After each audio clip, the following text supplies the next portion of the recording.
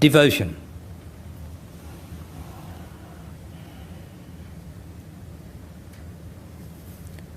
Devotion is the way of being free from the human condition.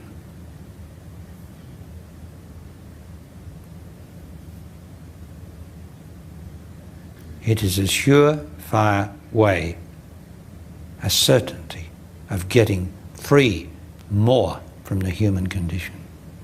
Devotion. Now, if we're talking about the religious devotion, we are in the human condition. Devotion to Jesus, devotion to God, devotion, all this ceremonial stuff. Devotion, devotion. I am a devotee of Krishna. I am a devotee of Jesus, a devotee of Islam or something. You are in the human condition. That's not devotion. Devotion is love plus action. Right? Devotion is love plus action. But action suggests some personal activity, doesn't it? Personal action. You take action. I take action. Personal. You're not taking action. I'm taking action. So action is a bit personal. So we could say that we say that devotion is love plus activity. Now, activity is a generic of action. And it's much better than action. Activity. Because you cannot avoid activity in this existence. So the generic is got far less self in it than action. Because we're used to taking action about everything. Everything. But activity, there's activity going on now. The generic of activity. The heart's beating, the body's breathing, the clock's ticking. Everyone imperceptibly is getting older. There's activity, a great deal of activity going on. So love, devotion is love plus activity. Now, let's translate this activity into your experience so that you can know what devotion is.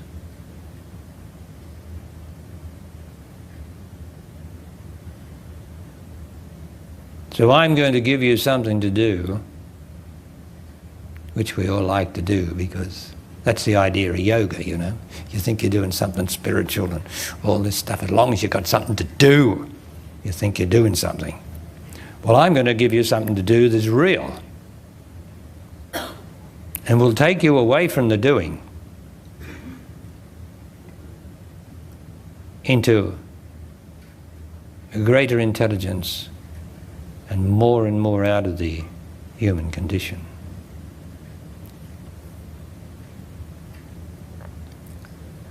Now, first of all, to even be here, to even be in front of me now, in the vast majority of cases here,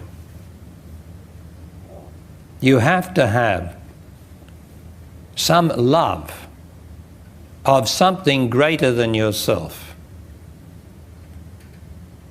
A love of something greater than yourself brought you here. Although you came here, it was because of the love of something greater than yourself.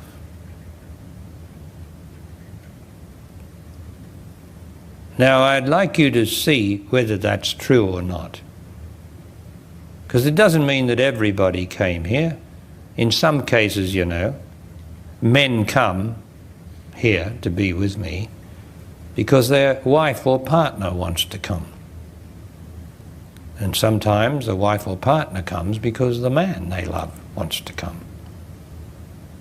And sometimes people just come and really would say, well, I don't know why I've come, or I have no choice but to come. But I want you to have a look more at this, and take responsibility for coming.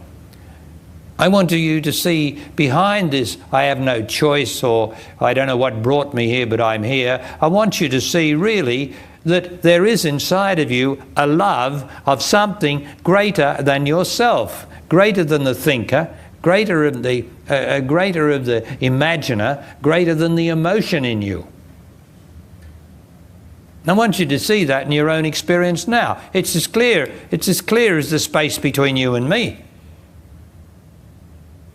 It's not that you had no choice, it's that you love something that's greater than yourself. Is that true or is that false? We've got to get down to it's either black or it's white. The whole human race loves grey. And I have no grey in my teaching, and I have no grey in myself. It's either true or it's false. Nothing in between. Now, is it true that it wasn't that you had no choice or that you just came? It's because somewhere inside that body there is a love of something greater than yourself. And the answer is yes. But then you need intelligence to see it. Even though I tell you it's there, that's not good enough. You have to see it. You're the one that has to see it. You have love of something greater than yourself in you, no matter how faint it is. The first step is to see that.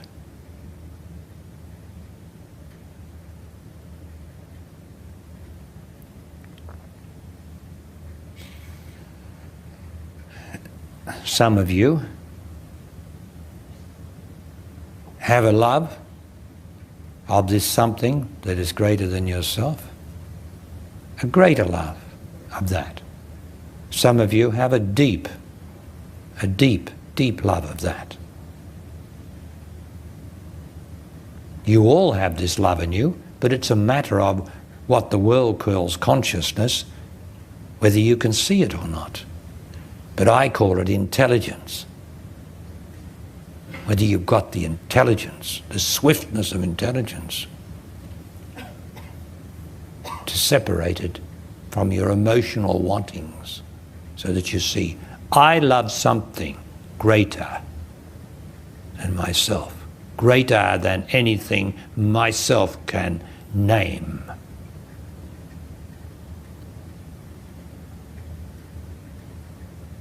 Is that true? Right. And that thing you cannot name, therefore it's nothing to speak of. And hence arises the word God, the real God. Not the Jesus God, not the Allah God, but the real God inside of you. That cannot be named because you love something that's greater than yourself. Now, but if you think, you'll lose it. But all the same, it still brought you here.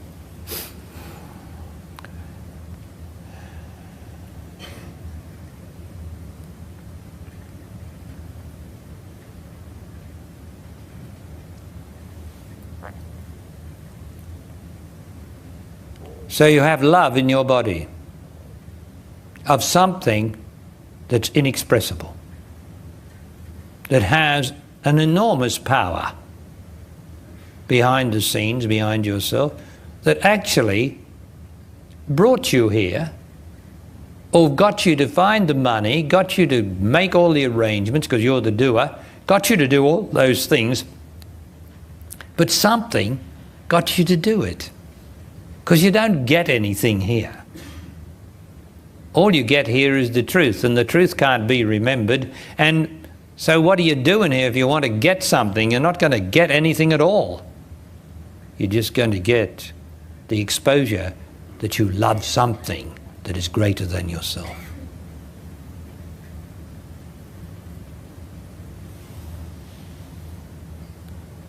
So I'm assuming now that you have the knowledge of that at this moment.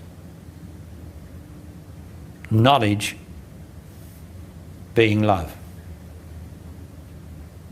Emotion being feelings. This is not a feeling. This is knowledge. Knowledge of what? I don't know. I don't know. Right. I just love it.